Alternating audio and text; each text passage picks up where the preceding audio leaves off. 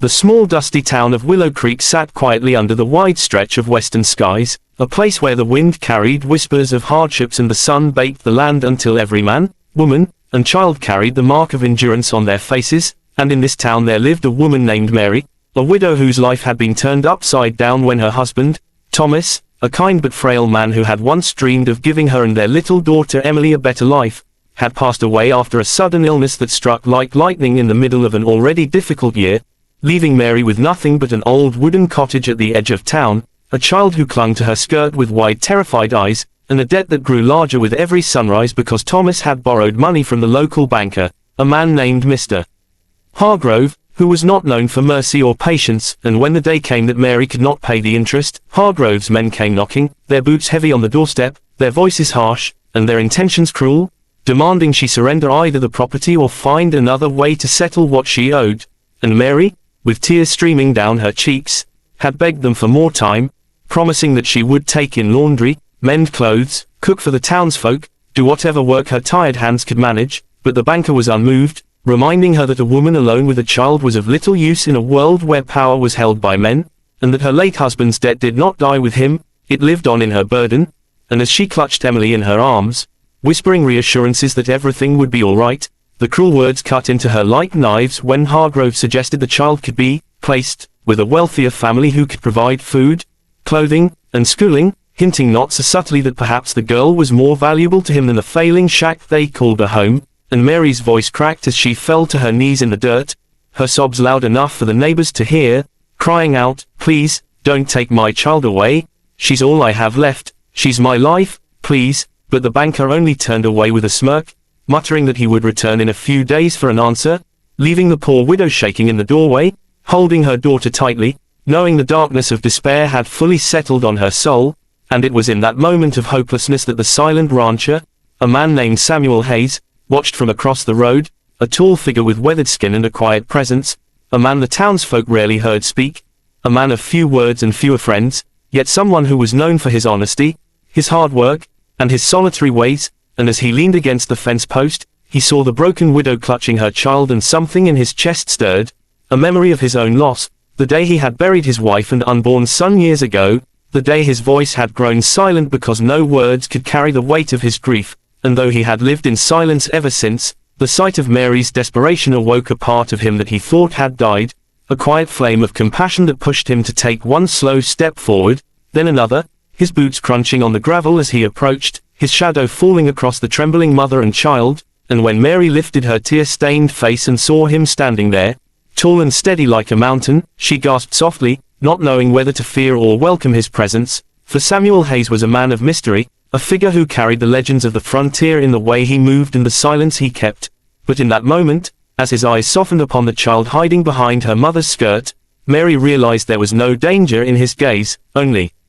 the kind of sorrow that mirrored her own. And though he said nothing, his presence was enough to make her heart slow its frantic beating, because here was a man who seemed unshakable. And when the townsfolk who had gathered to watch the cruel spectacle saw Samuel step closer, their whispers rippled like wind through wheat fields, for everyone knew that when the silent rancher moved, it meant something important. And Mary clutched Emily tighter, whispering, "Please, I don't know what to do. They'll take her from me. I can't let that happen." And Samuel, with lips that had forgotten how to form words, simply placed his rough, calloused hand gently on her shoulder, a silent promise that she was not alone. And in that small touch, Mary felt the first spark of hope she had felt in months, not because she believed everything would be magically solved, but because she sensed that Samuel Hayes, the man who had endured his own storms in silence, was choosing, in that very moment, to stand by her side. And perhaps, just perhaps, God had sent her an unexpected guardian in the form of this quiet rancher who spoke not with words,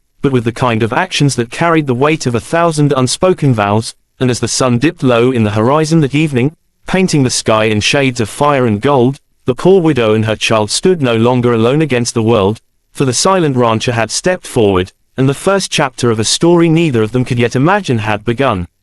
The days that followed were filled with an uneasy silence, the kind that creeps into a home when fear hovers over every moment. And Mary found herself glancing at Emily constantly, as though reassuring herself that her daughter was still there, still hers, still breathing the same air as her. And each night when the little girl fell asleep with her tiny arms wrapped around her mother's waist, Mary's heart would ache with both gratitude and dread, for she knew that Mr. Hargrove would soon return, and when he did, he would not come to listen to pleas or show mercy, but to collect what he believed was his due, and in those nights Samuel Hayes became a quiet visitor, showing up unannounced, never knocking loudly but simply appearing with a basket of food from his ranch, or a bundle of firewood stacked by the door, or sometimes nothing but his steady presence, sitting quietly on the porch while Mary sat beside him, the silence between them less heavy than the silence of fear she endured alone, and though he spoke little, his actions spoke louder than words ever could, for Emily had begun to smile again whenever Samuel came near,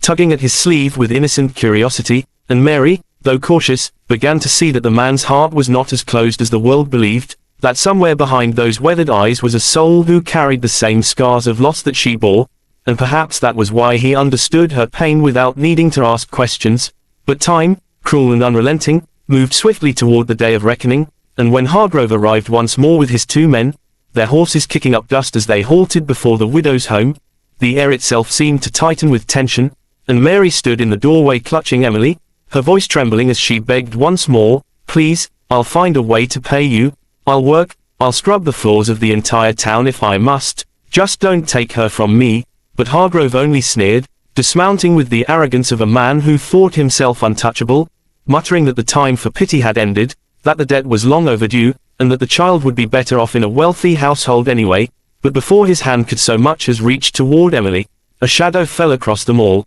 and Samuel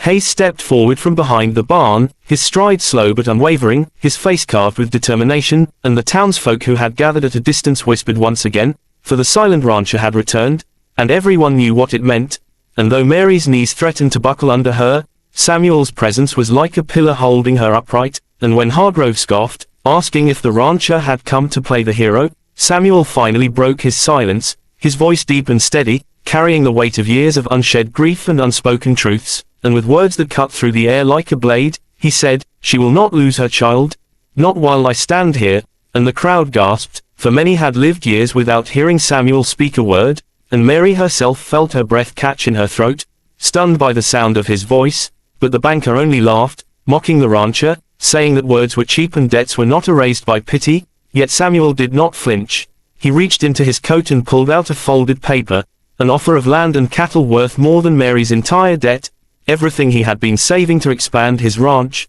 and with steady hands he thrust it toward Hargrove, declaring that the widow's debt was now paid in full, that she owed nothing, and that if the banker had any sense of decency he would take the deal and leave. But Hargrove's greed was insatiable, and he sneered, claiming the ranch's property wasn't enough, that perhaps he wanted something else too, a price that was more than gold or land, and his eyes fell on Mary with a look that made her shiver. But before the cruelty of his words could poison the air further, Samuel's fist struck like thunder, a single blow that sent the banker sprawling in the dust, gasping in shock as the crowd erupted in cries of outrage and support, and though Hargrove scrambled to his feet with fury in his eyes, his men hesitated, for they had seen the steel in the rancher's gaze, the fire of a man who had lost everything once and would not lose again, and in that moment it became clear that Samuel Hayes was not a man to be crossed, not when he had found something worth fighting for, and though the banker threatened to bring the law upon him, the sheriff himself, who had been watching quietly, stepped forward and shook his head, declaring that Hargrove had no claim to the child now that the debt was covered, and that it was time someone reminded the banker that justice was not the same as greed. And Mary, who had been trembling with fear, collapsed into tears of relief, clutching Emily tightly as the crowd dispersed, murmuring of the miracle they had witnessed, and when she looked up at Samuel with gratitude burning in her eyes, she whispered, "Why would you do this for me, for us?" And Samuel's lips trembled as though unused to confession, but his voice, though quiet, carried the truth of his heart as he said, "Because I know what it is to lose a family, and I will not stand by and watch it happen again." And in that confession Mary saw the wounds he carried, the silent grief of a man who had once buried his dreams, and her heart swelled with a mixture of sorrow and hope, for she realized that perhaps God had not abandoned her after all, perhaps he had sent her this broken, silent rancher to help her carry her burdens. And as weeks turned into months, Samuel did not leave. He stayed by their side, helping Mary mend her home, teaching Emily to ride ponies on the ranch, slowly allowing laughter and light to seep back into lives that had known only shadows. And though their bond was built quietly, without grand declarations, it grew strong and steady like the roots of an oak tree, until one evening as the sun dipped once again into a horizon of fire, Mary found herself whispering, "I thought I had lost everything, but then you came," and Samuel, his eyes glistening with unspoken emotion, simply replied, "We found each other," and in that moment, the widow and the silent rancher understood that the greatest debts in life are not paid in gold or land, but in love, sacrifice, and the courage to step forward when others turn away, and so their story, born out of despair and silence, became one of hope and redemption, a story that would be told in Willow Creek for generations, of the day the widow begged, "Please, don't take my child away," and the silent rancher stepped forward to change their lives forever.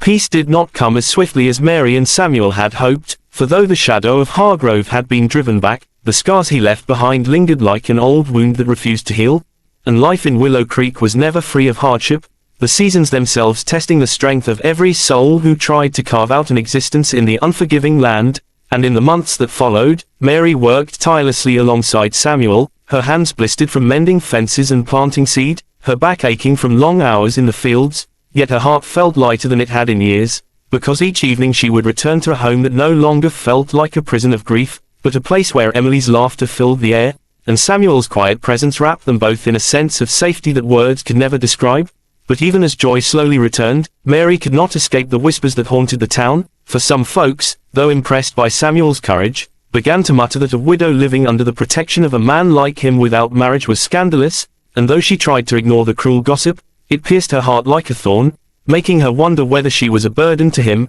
dragging his reputation into question. Yet Samuel himself seemed unfazed, going about his work with steady determination, his silence now not the silence of grief, but the quiet confidence of a man who had finally found purpose again, though deep inside he wrestled with a storm of emotions he rarely allowed to surface, because he loved them, Mary and Emily, more than he dared to admit, yet fear held his tongue, the fear that fate would once again snatch away what little happiness he had, just as it had years ago when his wife and unborn child were taken from him, and so he poured his love into action, into every nail hammered into Mary's roof, every fence post set strong against the wind, every gentle smile he gave Emily when she ran to him with wildflowers clutched in her tiny hands, and Mary saw it. She saw the way he looked at her when he thought she wasn't watching, the way his hand lingered a moment longer when it brushed hers, the way his silence spoke volumes, and though her heart longed to bridge the distance, she too feared rejection, for what if his kindness was not born of love but of pity, and so they lived in a fragile balance of unspoken devotion, until one fateful summer when the drought came, the skies withholding rain for months, the earth cracking beneath their feet, the cattle growing thin and restless, and hunger gnawed at the town with merciless teeth, and in those desperate days Hargrove returned, his greed burning hotter than ever, bringing with him men from the city who sought to buy up failing farms at pennies on the dollar, and he saw in Samuel's sacrifice not a noble act but a weakness he could exploit, spreading rumors that Samuel's ranch was failing, that he had tied himself to a burden he could not bear, and he approached Mary once more, this time cloaking his cruelty in false kindness, offering her water and food if she would only agree to leave Samuel and place Emily in the care of wealthier hands, and Mary, exhausted and frightened for her child, nearly wavered, until Samuel found her weeping in the barn, torn between despair and loyalty, and in that moment the rancher's silence shattered once more, his voice raw with urgency as he told her that she was not a burden, that she was his reason to rise with the dawn and fight against the dying land, that she and Emily were not weights on his shoulders but the very breath in his lungs, and Mary, overwhelmed by the force of his confession, broke down into tears of both relief and joy, and for the first time since Thomas's death she felt not like a widow clinging to survival, but a woman loved fiercely and wholly. And that night, as the stars glittered above the barren land, Samuel took her hand and whispered, "Stay with me, always," and though his words were few, they carried the weight of eternity, and Mary answered with a trembling, "Yes," knowing that whatever storms lay ahead, she would face them not as a widow alone, but as a wife reborn in love. And Emily, too young to understand the depth of the moment, danced in the yard under the starlight, her laughter rising like music, a promise that even in the harshest drought, even in the darkest trial, life and love could bloom anew. And so chapter 3 of their story was not one of despair but of renewal, of two broken souls daring to believe in a future together, and though Hargrove would not vanish so easily, and though the land itself would test them again and again, the bond forged between the poor widow, her child, and the silent rancher had become unbreakable, strong enough to withstand the cruelty of men and the wrath of nature, for when love takes root in barren soil, it grows into something that no drought, no greed, no sorrow can ever destroy, and thus their journey continued, not in silence, but in the steady rhythm of hope, love, and the courage to face tomorrow together.